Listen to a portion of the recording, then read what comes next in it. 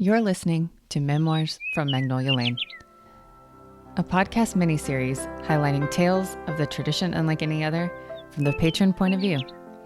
From iconic on-course moments to time-honored family traditions, you'll hear firsthand memories from patrons who've experienced the life-changing magic of the Masters.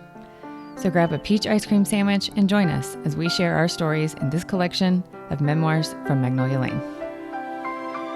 Hello, friends. Welcome back to the show. I am not Adam Fonseca, but you are still listening to Golf Unfiltered.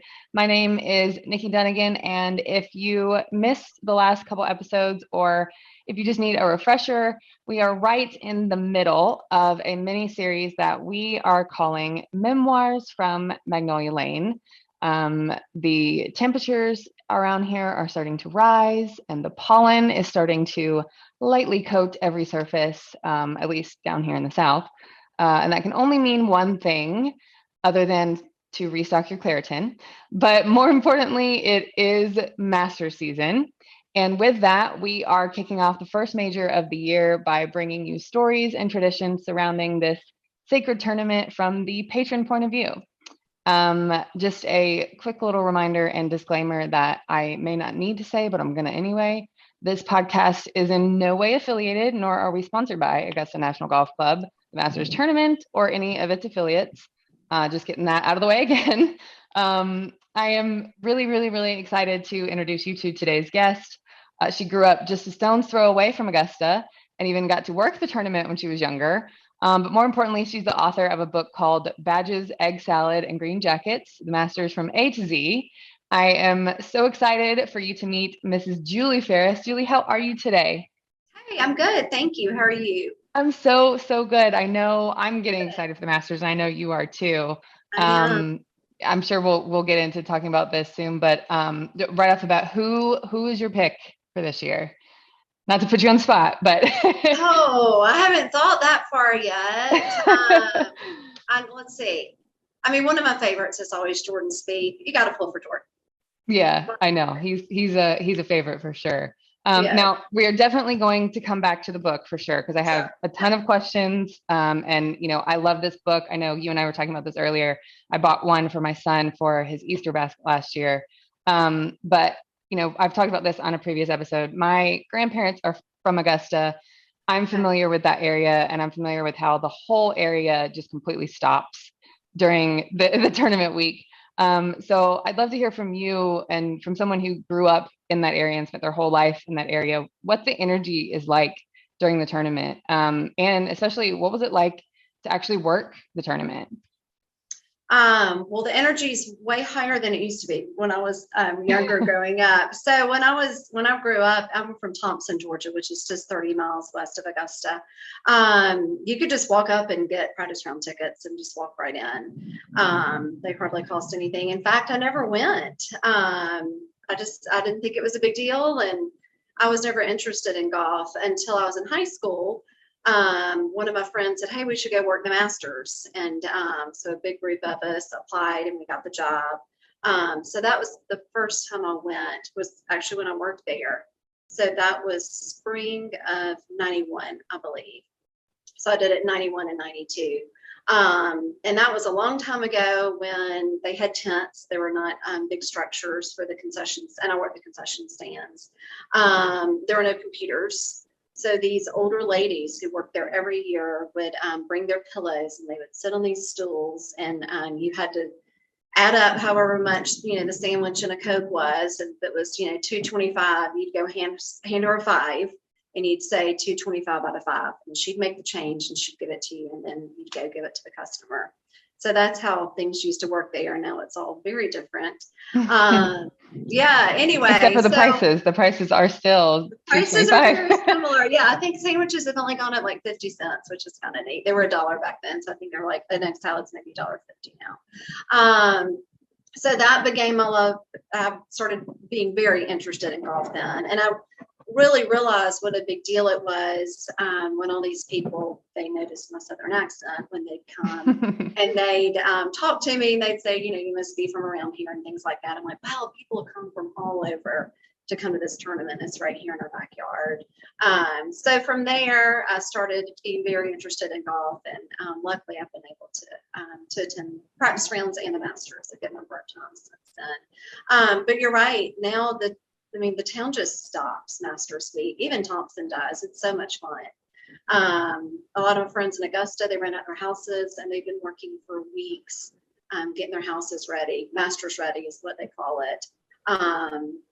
And the town spruce up, Thompson spruces up, the country clubs get ready for lots of golfers who come and they go to the Masters, and then they also play golf there a couple of times. Restaurants have great menus that week, and everything's just beautiful.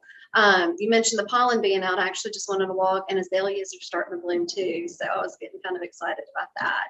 So if they're blooming here, I know they're really blooming in Augusta. Oh yeah, they've got it under control there. Whether it doesn't matter what the temperature is, they probably have a greenhouse somewhere where they've got them in bloom for sure. Yes, exactly. Yeah. So anyway, that's sort of how I became interested in the Masters. That's so interesting that you used to be able to just walk up and buy a practice round ticket, right. Whenever, because nowadays practice round tickets go for thousands of dollars. And yeah. for a practice round, when you may or may not even get to see a player even hit the ball, right. Which is because people are paying that much money just to see the course. Sure. Oh, absolutely. And it's worth it. If I'd never been before, to go one time, it'd be worth it. Yeah. Just to see the course. It's just gorgeous. And it's hard to explain. And it to somebody who's never been there before, how pretty it is and how pristine everything is. I've seen people say like that it's worth it to spend that much money on a practice round ticket, even if you get rained out and you spend all day in the pro shop, spending even more money shopping, and you don't even get to see, an ounce of golf. All you did was spend money all day long. So that is in the new golf shop. It's very nice. Yes, yeah, for sure. Yeah, it is. For sure. You mentioned that you weren't even really interested in golf, at the time. And, you mentioned that you don't actually play a lot of golf. And that's actually something that you and I have in common. As many times as I've been to the Masters, and as much as you go to the Masters, and as much as you love the Masters, the fact that neither of us play, we still have a real love for this tournament and what it stands for and what it means. That kind of leads me into my next question, something that we are asking all of our guests on this mini series. What does the tradition, unlike any other, mean to you, especially as someone who doesn't actually play a lot of golf? A lot of people assume that the Masters is something that means a lot to golfers, so I would love to hear your point of view and your take on that as someone who doesn't actually play a lot. Yeah, well, I don't play at all, so I don't play at all. But I love golf, and my husband is a golfer, and my son is a golfer, so that's I do love and appreciate and know how hard the game is because of that. It's just a special place, and it's so neat how the whole country comes together to watch the Masters that week. And us as a family, we don't make any plans. I mean, especially that Friday, Saturday, and Sunday. You don't do anything other than watch the Masters those couple of days. Unfortunately, my daughter has had some sports soccer events, or anyway, we kind of live stream it if she's playing on Masters Sunday. But other than that, that's it. I mean, we are glued to the TV, and anyway, it's just very special. The coverage is wonderful. The golfers so appreciate it. They love the town in Augusta, and Augusta just welcomes them with open arms. All the people there and the patrons are just great. They're treated in such a kind and nice way. I've been to other golf tournaments before, and it's very different. So it's a pretty special place. All the traditions there, everything from Champions Dinner to the par 3 contest where the families get involved. And seeing all the members in their green jackets out there and all the jobs that they do that week. It's a lot of work to put on this tournament, and it shows. So I hope it only continues to grow and stays as special as it is. Now, you mentioned something that another one of our guests brought up as well, is how different this tournament is from other tournaments. You mentioned that you've been to other golf tournaments. as someone who the Masters was your first tournament, was it a shell shock to you when you went to another tournament? What was one of the things that stood out to you the most when you went to another tournament, like as far as The the differences? bathrooms, a lot of golf tournaments, they have portalets and not at the Masters. Yeah, not at the Masters. And prices of food. I mean, of course, you can just talk about the food at the Masters. You can talk about that for 30 minutes. But how wonderful the sandwiches are, and how it's evolved a little bit through the years. And they've added some things, but not a whole lot. I remember when I used to work there, the chicken sandwiches, they just came with one bun, like just one bun and one chicken breast in the green bag. They do have two buns now. They've added that. The peach ice cream those peach ice cream sandwiches, those are new. The cookies are new, but so much has stayed the same compared to going to another tournament where you pay $8 for a hot dog. So that's pretty special too, that they keep it level and you eat those wonderful sandwiches.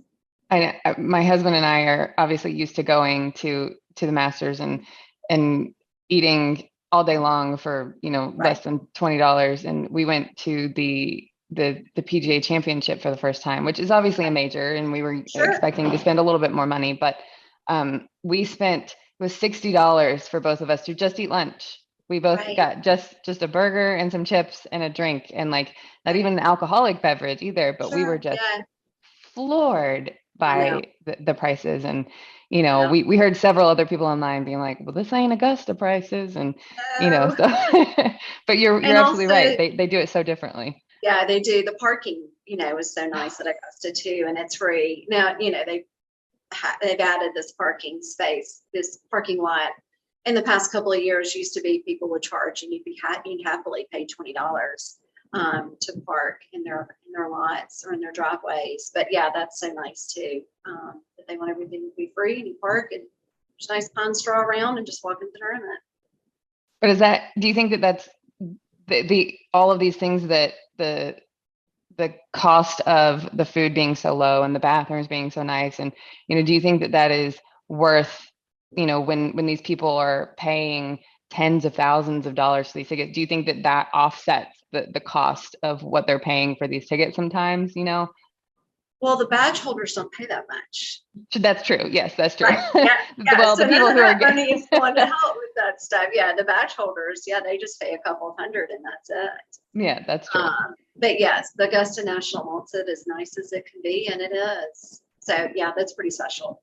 Yeah, I would absolutely agree. Now, I do want to talk about the book. And I know I mentioned this before. I stumbled across your Instagram, I believe it was last year. And I've never bought something so fast in my life. I saw this book and I was like, I have to have this. It's so cute. I had a toddler, a very young toddler, and I was like, this is the cutest book I've ever seen. But after I bought it, I realized this isn't just a children's book. Like everybody would love, like any golf fan, especially Masters fans, would love to have this book. And you even went out of your way to email me after I bought it and said, I'd love to like personalize it. And I just thought that was the nicest thing ever. And you don't just do that for one person. Like that wasn't just a special thing for me. You do that for everybody. Right. Yeah, I do. And that is just the sweetest thing. But I've recommended it to so many of my golf friends and non-golf friends, ones with kids and ones without. But besides the obvious love for the tournament, what was your inspiration for doing this children's book that's not really a children's book? It's for everybody. So yeah, well, I'm a teacher, and so I do love children's books. I teach kindergarten. I used to teach preschool, and I had children at the time when I got the idea to write it. It was back in 2011. So my daughter had just turned 4 and my son was 6. And my husband had been to the tournament that day. I forget which day, but it was on a Thursday. And I was giving Catherine a bath that night. And Catherine said, where did Daddy go again? And so he went to the Masters, and she kind of looked at me. And I said, it's that tournament close to where Ellie and Kat, my parents, live in Thompson. She's like, oh, okay. And she's like, where did he eat lunch? She was all interested. And he actually got to go with a member that day, a friend of his work. And I said, well, it's a really big deal. He got to eat at the clubhouse, Catherine. That's a big deal. So she said, well, what does that look like? And so here we have it here. So that's really what did it. Like I tell many people, my wheels started spinning then. I was like, wait a minute. I don't think there's a children's book about the Masters.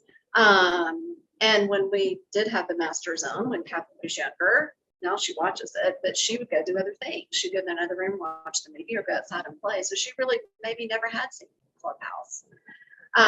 So Bob was home by then. I got him to come upstairs, finish getting Catherine the bath. We just had one computer event. So I ran downstairs and I started doing a Google search, children's books about the Masters, and there wasn't one.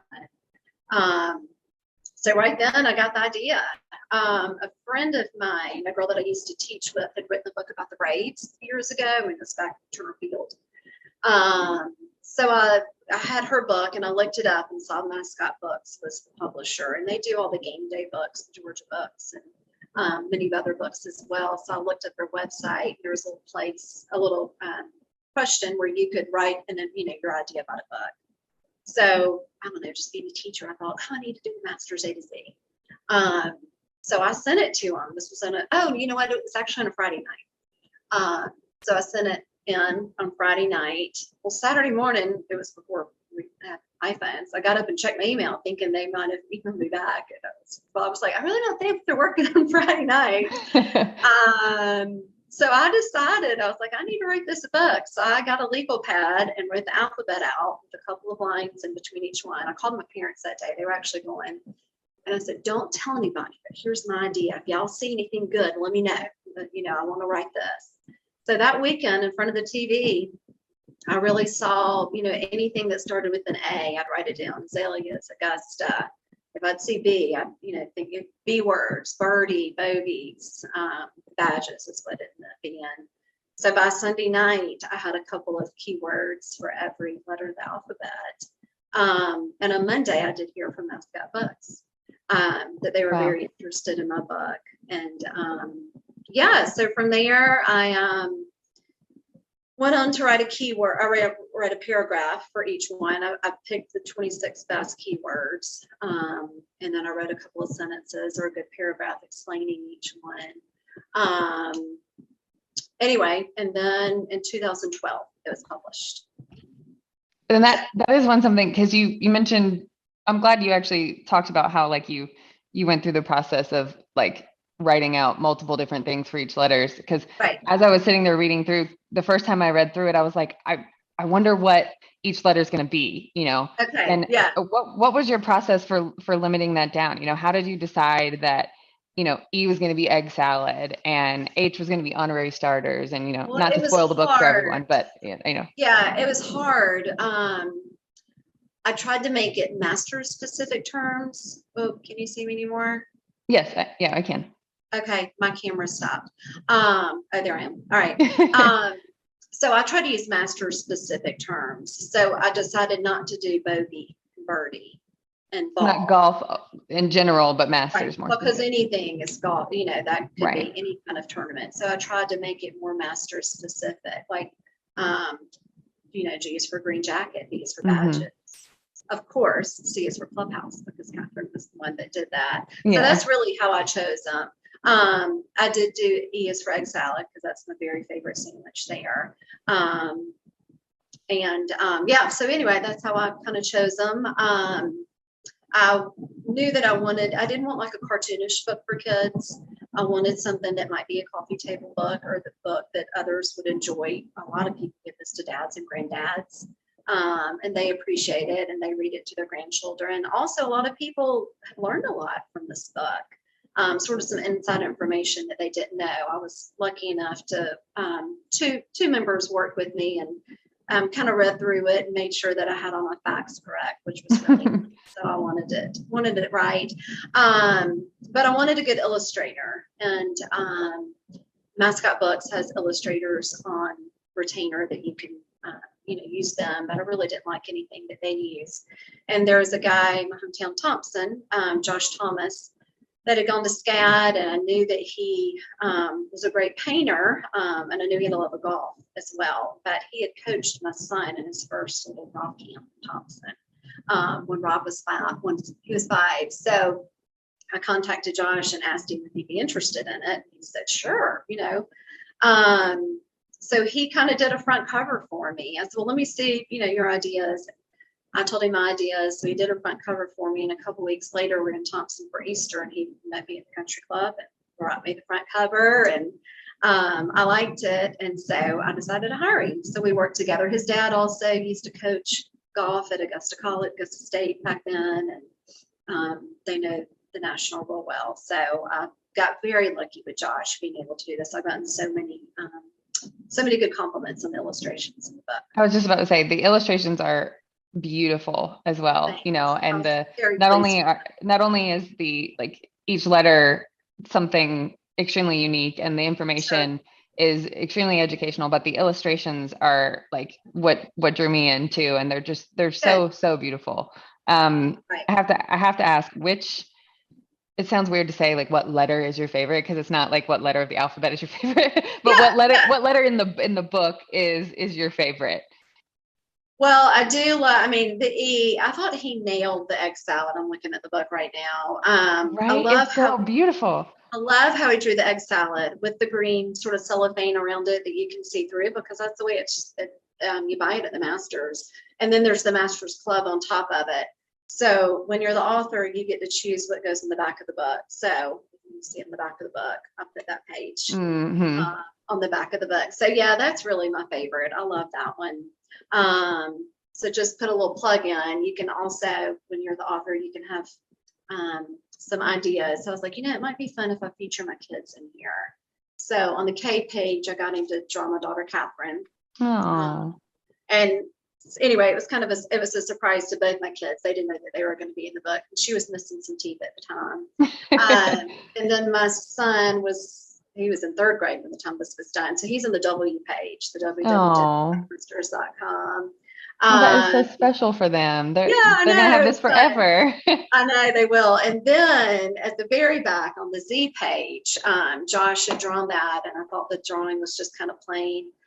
And he would send them to me on email, and I'd look at them. And I was sitting there looking in my den, and I saw my dog Molly laying on the floor, and I was like, oh, Josh, why don't you add my dog Molly? Bit more So I sent him a picture of Molly, and he drew it. So when the book came and I showed it to the kids, they thought it was neat that they're in the book, but they were way more excited about our dog Molly. About the dog. Yeah. And Molly's still around. She's laying on the floor with me. She's an old girl now, but we told her that she's a superstar being in a book. Oh, well, that is so special. I know my favorite page is I was tickled to see that the letter X was extremely fast greens. Yeah, X is tough. Yeah, it is. It's a tough letter. X and Q are both very, very tough letters. I think you picked good ones for both of those, but I personally loved extremely fast greens. I thought that was a good one. Yeah, I had to get creative with that one. Yes, definitely. Well, I'm going to definitely include any and everywhere where people can purchase the book.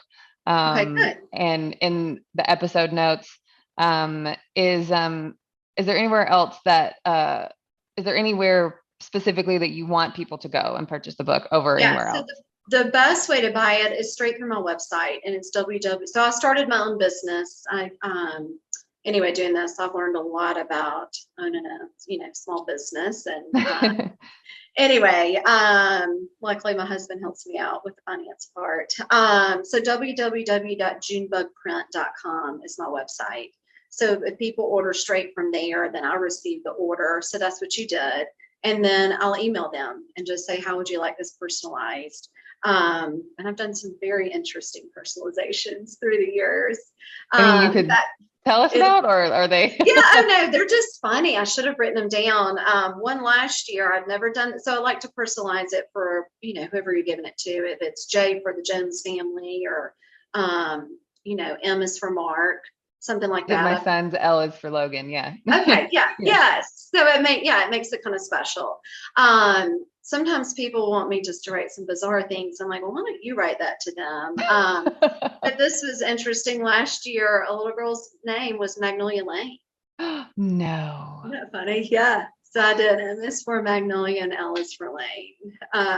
So I thought that was cool. It's like, oh my gosh, there's some golf lovers there. I was about to say that those are some Masters fans right there. Oh yeah. For sure. Oh yeah. definitely. But lots of messages that people want me to write, keep on golfing or keep working hard, things like that. But it is fun to personalize them. I do lots for baby showers, for children not even born. So I'll do, B is for baby girl, Jones or something like that, which has been fun to do. And then a lot for birthday presents and Christmas presents and Easter baskets when Easter is right around typically Masters Week, like you did. It's the perfect Easter basket. Yes. For kids.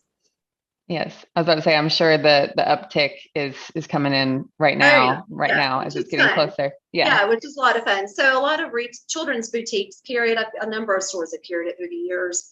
Some golf clubs carry it. PJ Superstore used to carry it. So a lot of children's boutiques carry it, which is nice. But then a good amount of orders I get personally from our website. And that's when I will personalize it for the people who order it. It's also sold on Amazon, but they order straight from a publisher. So they aren't signed by me. Oh, gotcha. Okay. Yeah. Okay. And the end goal is obviously for the Augusta National Pro Shop to carry it in there. It is. Yeah. It is. Yes. Yeah. And I've tried. I tried in 2011 when I first had the idea, and I came up with a business plan and talked to them and emailed back and forth and talked to the phone, and they loved the idea, but they said they just weren't ready for a children's book yet. So I kind of put it on hold that 2011 year. So I tried again in 2012. And once again, they loved and this is the business office that we're working with. Right. They loved the idea again and said they just weren't ready to tackle that project. But they said if I wanted, like most other books that have been written about the Masters, as long as I didn't use their official logo, then I was free to publish it. So we were sure not to use their logo. And just like you said at the beginning of this, there are a couple different places where it says this publication was not authorized by Augusta National and all that. Yes. We actually got a media attorney in New York to look at it to make sure. So anyway, a lot of Augusta people do order it. And anyway, maybe one day they'll carry it. I think it's the perfect gift.